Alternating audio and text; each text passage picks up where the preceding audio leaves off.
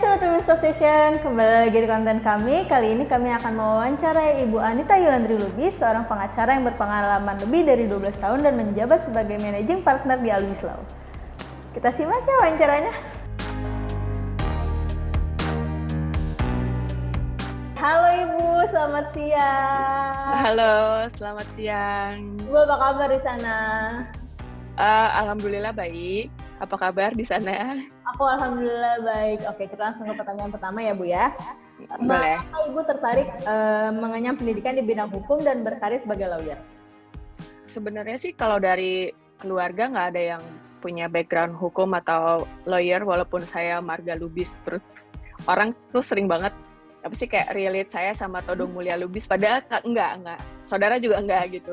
Dari zaman masa kecil pas saya SMP itu saya lihat yang pas kita krisis moneter itu loh, yang ada kerusuhan dan segala macam. Terus itu keluarga saya kena impact banget karena saya nggak datang dari keluarga yang apa ya istilahnya berkecukupan atau berlebihan gitu. Bahkan kita cenderung kekurangan karena saya punya 4 saudara, saya anak pertama, terus ayah saya waktu itu supir taksi, terus taksinya kena masa waktu itu. Jadi terus saya pikir kayak ini kok nggak adil ya, apa yang terjadi sih gitu, kenapa gitu. Terus akhirnya saya cari tahu, terus saya pengen Indonesia tuh nggak ngalamin itu lagi. Terus root-nya tuh apa, saya pengen cari tahu juga, makanya saya ambil S1 di hukum dan S2 juga sih. Terus abis itu ya saya pikir saya pengen jadi lawyer, saya pengen kontribusi untuk mengubah itu semua. Ya maksudnya nggak mengubah yang secara dramatis atau fundamental gimana, tapi at least saya bisa contribute untuk memperbaiki hukum Indonesia gitu, terutama untuk orang-orang yang nggak begitu bisa dapat akses untuk hukum ya. Maksudnya kan kita tahu sendiri lawyers ada fee-nya dan segala macam gitu. Jadi saya pengen contribute untuk kesetaraan orang Indonesia untuk memperoleh bantuan hukum dan sebagainya gitu. Nah makanya saya ambil hukum untuk pendidikan saya lah waktu itu gitu.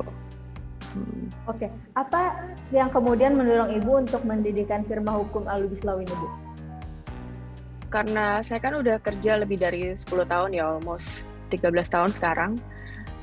Terus itu saya kerja di beberapa law firm terkemuka di Indonesia, terus saya belajar dari beberapa lawyers yang juga terkenal, disegani dan segala macam.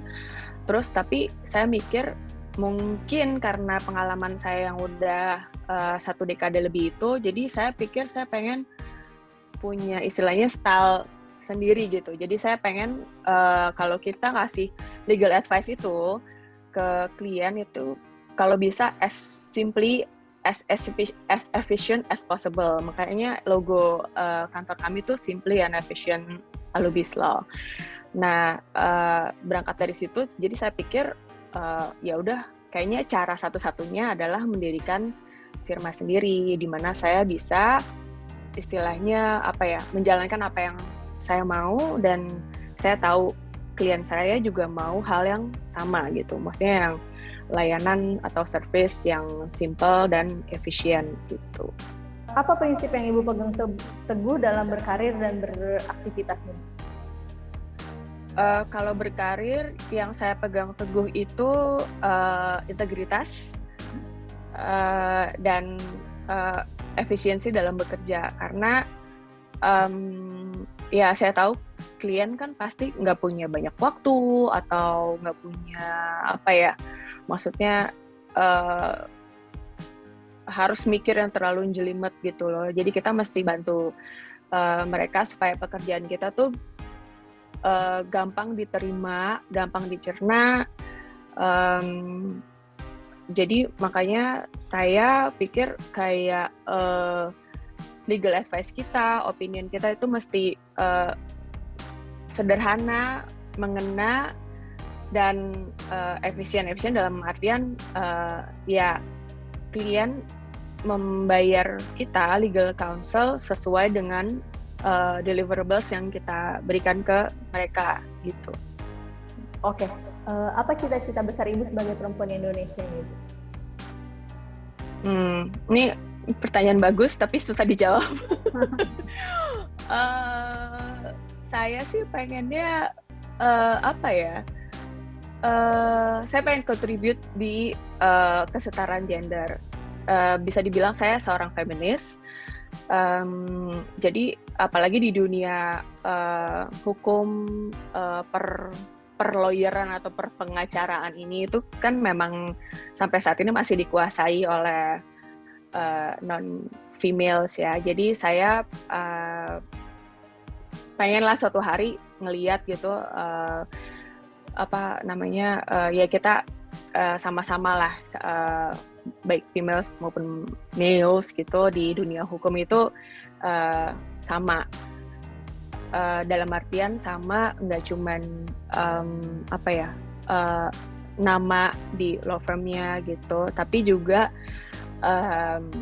ya kontribusi di hukum yang bisa kita berikan. Kayak misalkan saya pengen suatu hari lihat Menteri Menkumham itu perempuan gitu. Kayak misalkan ya siapa tahu saya jadi Menkumham nanti suatu hari gitu. Atau ya ada beberapa wanita yang berdiri jadi jaksa agung suatu hari gitu. Amin. Yeah. Layanan apa aja sih Bu yang disediakan oleh firma hukum ini, dan bagaimana strategi mempertahankan perusahaan di tengah pandemi yang masih berlangsung hingga saat ini? Sebenarnya kita tuh konsepnya memang one stop services law firm. Jadi kita law firm yang ngerjain litigasi dan juga transactional, yang orang biasanya tuh sebutnya corporate law practice. Kita tuh dibagi sebenarnya ya mungkin sama di law firm lainnya ya. Jadi ada litigation dan transactional. Nah, yang litigation itu ya termasuk yang sekarang lagi rame, kepailitan, penundaan kewajiban pembayaran utang, atau PKPU, itu kita ada timnya sendiri untuk litigation. Itu ada 2 atau 3 orang partners. Nah, untuk di corporate, kita nyebutnya corporate ya, transactional lawyers itu timnya ada 3 orang, tapi sekarang saya lagi poaching untuk join satu lagi partners gitu. Jadi akan ada 4 orang partners atau rekan yang in charge di corporate law itu gitu ya, transactional lawyers ya, termasuk kayak M&A, terus investment dan lain-lain. Oke, mengapa Ibu tertarik mendalami dan menangani kasus-kasus seputar itu, Bu? Terus di antara sekian banyak kasus-kasus nih Bu, mana sih Bu yang paling menarik bagi Ibu? Karena kan aku sempat baca Ibu megang vintage juga, konstruksi juga, keuangan juga, bahkan sampai farmasi Bu. Mana sih Bu yang paling menarik bagi Ibu? Sebenarnya kalau dibilang yang paling menarik buat saya personally itu M&A, mergers acquisition, karena mergers and acquisition itu kan tidak memandang sektoral gitu, kayak misalkan healthcare atau misalnya ya rokok, pabrik rokok, atau manufacturing lain deh, kayak misalkan baja apa segala macam, atau termasuk perusahaan jasa gitu. M&A itu luas gitu. Nah, yang paling menarik buat saya sih memang di mergers and acquisition.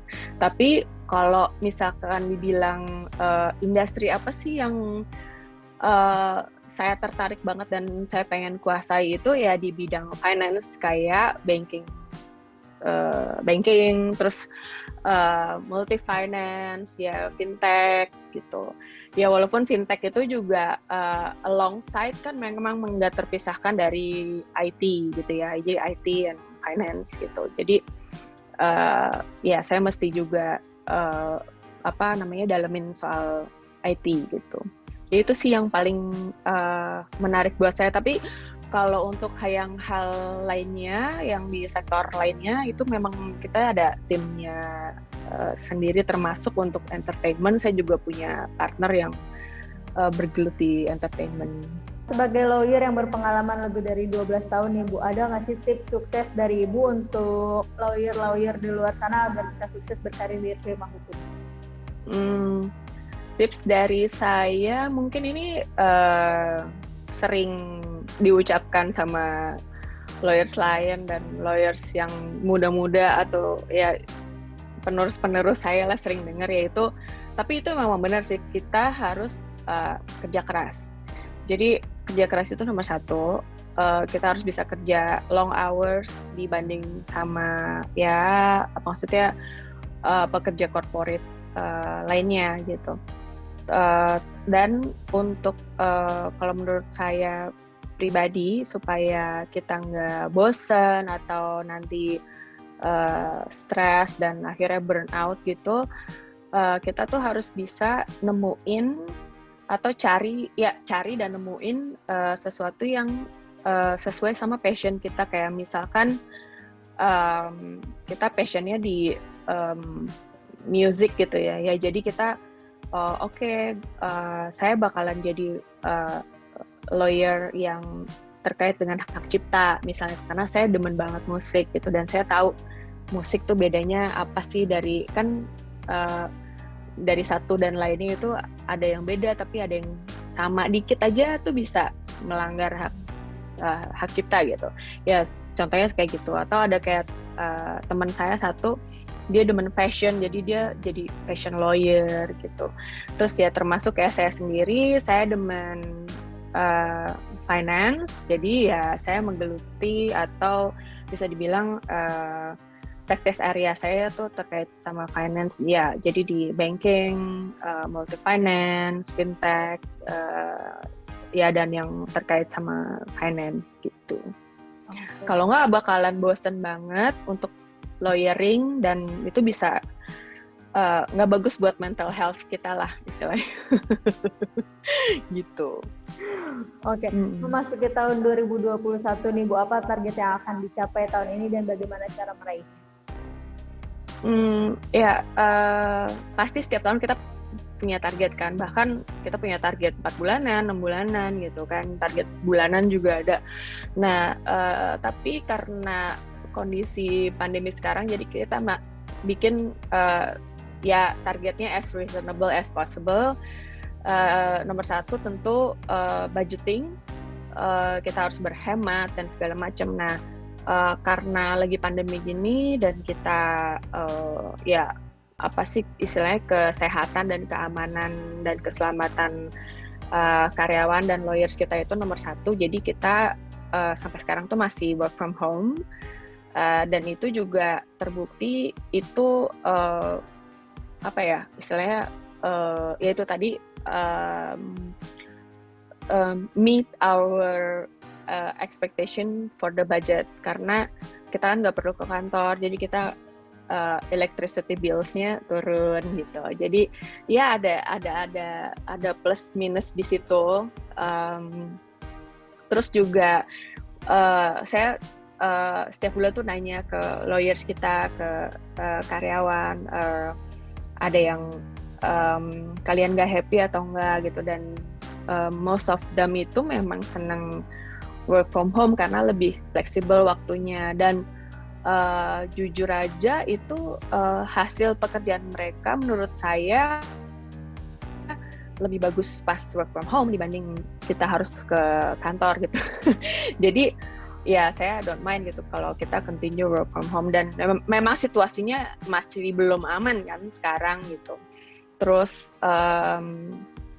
paling kita ke kantor kalau ada meeting aja gitu. Dan kadang-kadang juga klien ya sama takutnya kan sama kita, jadi kayak klien meetingnya bisa outdoor nggak nih gitu, karena kalau indoor kan agak takut dengan sirkulasi udara dan segala macam. Jadi ya saya juga kadang-kadang meeting ya di luar kantor, dan kita cari yang ada outdoor setting gitu dengan klien. Ya itu salah satunya. Terus yang lainnya ya kita marketing lebih gencar lagi untuk dapetin kerjaan of course gitu. Tapi kita mesti muter otak nih gimana marketing yang beda dari marketing yang biasanya gitu, tapi tetap bisa reach out to klien dan kena gitu. Oke, Gitu. Bu. Itu aja pertanyaan dari saya. Oke. Terima kasih Bu atas kesempatannya. Udah Ya, didapetin. enggak kok nggak direpotin, sama-sama saya juga makasih udah diundang. Ya, makasih ya Bu ya.